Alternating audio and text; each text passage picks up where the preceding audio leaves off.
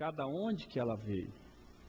O que brotou como uma emoção que nos gerou esse choro. Então a gente vai tentar identificar o que é. Por exemplo, a separação, que nem você falou, ela não vai estar aqui ao meu lado, mas eu quero que esteja ou não? Você quer que esteja. E não quer que você quer que esteja, mas ela não está. Qual é a sensação que vem? Frustração. Diante de uma frustração, você vai achar um culpado. Quem vai ser o culpado? Papai do céu. Não é? É inconsciente esse processo, gente. A gente não faz esse caminho que nós estamos fazendo de uma forma muito simplista, mas ele sempre tem uma causa. E aí o nosso choro é de desespero, por exemplo, pela separação. Esse tipo de choro, esse tipo de lamento, que a gente quer achar um culpado, que a gente quer achar um responsável por isso, que quer a pessoa de volta aqui, esse tipo de choro não traz resultado para ninguém. Chegam a dizer que não é amor isso é dependência. Veja, nós estamos dando um nome só para a gente entender. Enquanto uma outra pessoa que pode até chorar de alegria, porque o cara era tão chato que chorou de alegria, graças a Deus ele morreu. Né? Sogras e cunhados, se preparem. Vai ter velório com muita alegria. Mas o que ocorre?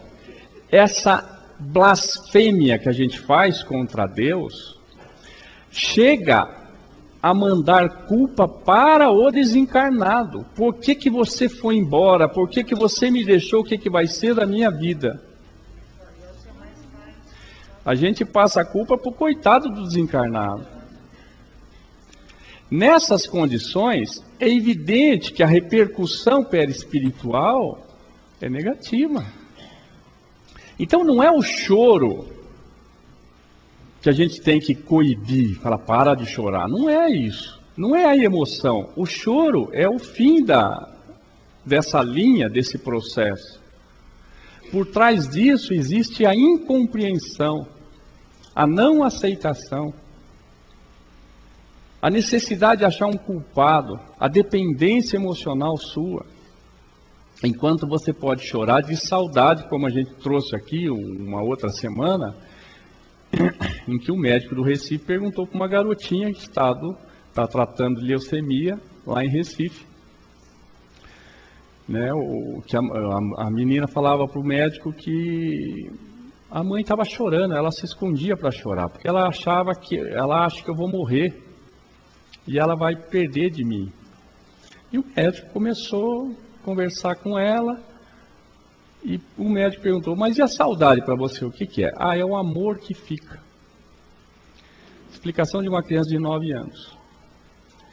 É o amor que fica. Então, esse amor que fica gera um choro, uma saudade pelo distanciamento, mas ele não traz uma repercussão negativa. Vou usar esse termo para a gente entender melhor. Uma repercussão negativa. Ele traz, sim, uma emoção saudosa, alegre, boa, saudável, que é de amor.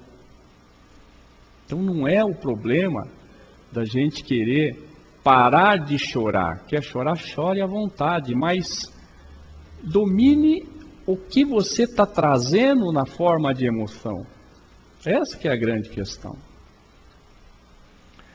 Essa é fundamental. Então, quando alguém falar para vocês, não chore, que faz mal para o desencarnado, é mais ou menos isso. Não reclame de Deus que Ele não tem culpa do que está acontecendo conosco, porque acima de tudo Ele nos deu o livre-arbítrio. E tudo que nos acontece é resultado desse livre-arbítrio. E quanto ao distanciamento desse, que a gente acha que Ele não vai nos encontrar sim.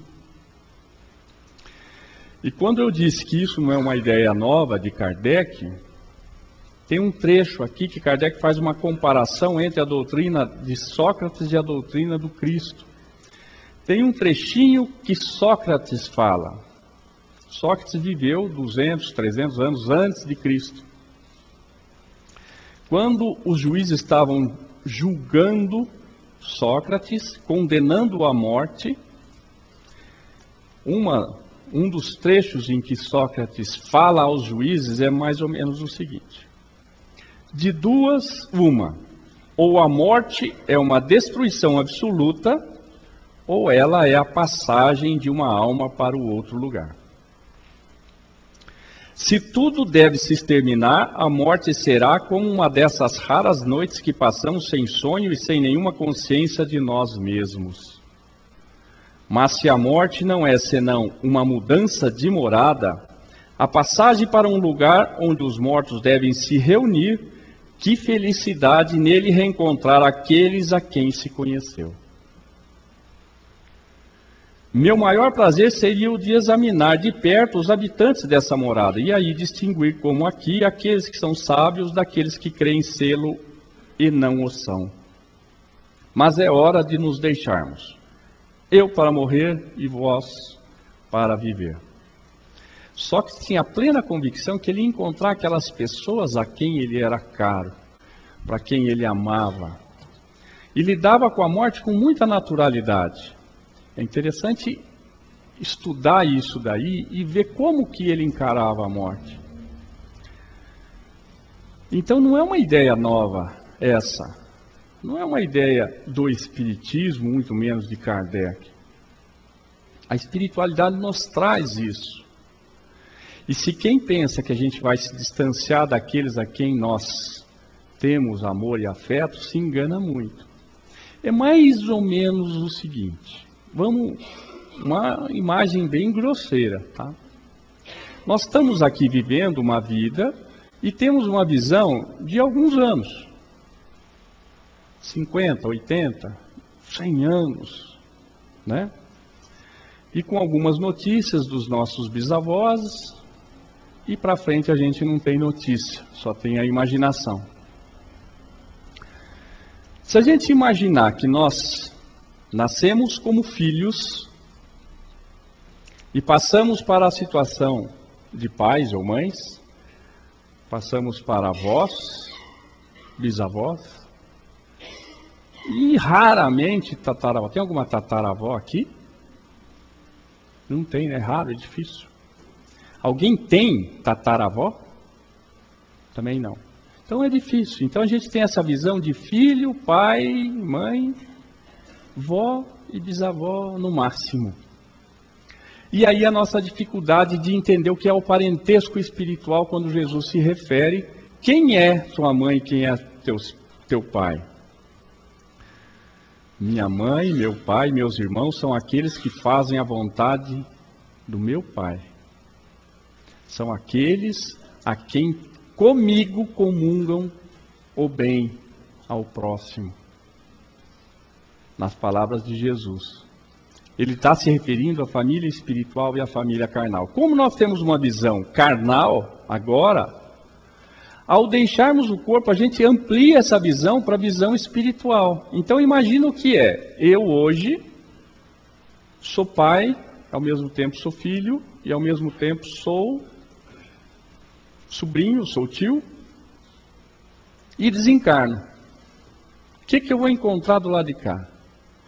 Pessoas que já conviveram comigo e que eu não conheço nessa encarnação, ou não conheci nessa encarnação. A minha visão amplia. Então, enquanto aqui eu falo, puxa, eu quero encontrar de outra vez com minha mãe, com meu pai, com minhas filhas, minha esposa, né? Então, é restrito a 5, 6, 7 pessoas. Aqueles laços que a gente chama família. Só que quando eu desencarno, eu amplio e vejo tanta gente. E eu julgava que eu queria reencontrar só aqueles, mas eu estou reencontrando agora muitos outros que foram meus irmãos e que eu julgava numa outra encarnação que eu não iria encontrá-los. E aqueles que eu deixei aqui na Terra, eu vou encontrar com eles novamente. Pode ser que na forma de bisneto desses que hoje é a minha filha. E aquele que eu encontrei, que ele pode dizer assim, eu fui seu pai numa outra encarnação. A gente vem agora como irmãos. Porque a visão espiritual é muito maior do que essa nossa restrita a alguns anos e algumas pessoas. A família espiritual, ela remonta à eternidade. E nós não entendemos o que é isso. Por mais que a gente tente entender o que é a eternidade, a gente não consegue. Oi.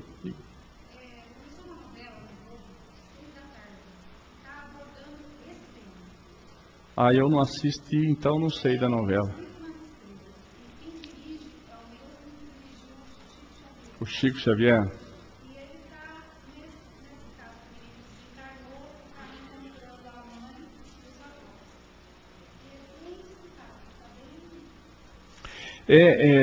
Essas novelas, né, isso daí mostra de forma de ficção, mas uma realidade que a gente não está acostumado, né?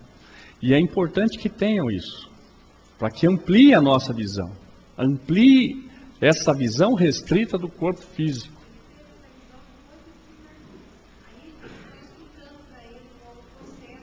O processo da reencarnação. É bom isso, né?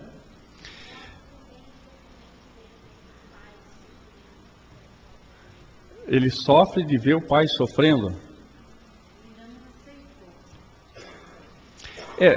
Quando a gente fala não aceitar, é falta de compreensão. Então imagine o que nós estamos fazendo aqui no centro hoje, buscando de certa forma uma compreensão para os nossos problemas do dia a dia, ou familiares, profissionais, pessoais, enfim. Esse material que nos traz a compreensão nos facilita o emocional, que é o que dá essa bagagem para que a gente compreenda o que é a vida espiritual. E compreendendo o que é a vida espiritual, a gente tem uma vida muito mais tranquila, muito mais feliz, muito mais alegre, simples, né? Porque a gente passa a dar mais valores a algumas coisas que antes não dava. E deixa de dar valores a muitas outras que antes eram importantes na nossa vida. É a substituição do material para o espiritual, né? Então essas relações de afetividade, elas jamais se rompem. E elas tendem a se perpetuar na eternidade. Não se esqueçam que nós estamos aqui numa visão muito restrita do que é vida. A gente sai do corpo, a gente amplia tudo isso e vê com mais naturalidade. Eu gosto muito de uma passagem de André Luiz, em que ele ele transcreve a situação de Amaro. Era um trabalhador que já havia perdido a esposa, já havia desencarnado, e ele estava cuidando de uma criança, que era o filho dele, que tinha um problema de saúde muito sério e estava prestes a desencarnar. Isso na década de 40, no Rio de Janeiro, que se passou isso. E ele relatando a morte do filho com a visão espiritual, André Luiz falando. O que se passava com Amaro, o pai, e o que se passava com o filho. Quando Amaro então pega o filho nos braços e vê que não tem mais condições, vamos imaginar pessoas sem condições financeiras na década de 40, não é como é hoje que você morre numa UTI, né? Você morre em casa. Então, Amaro pega o filho, André Luiz relatando, olha para um crucifixo que tem, né, na parede e fala: Senhor, seja feita a sua vontade. Nessa hora, então, o espírito do filho desencarna, deixa os braços de Amaro, onde vai ficar só o corpo, e passa aos braços da mãe, que também tem amor. Nenhuma criança, aí lembrando que você falou, da gente ver o sofrimento daquele que está desencarnando, e quando se trata de criança, dói muito.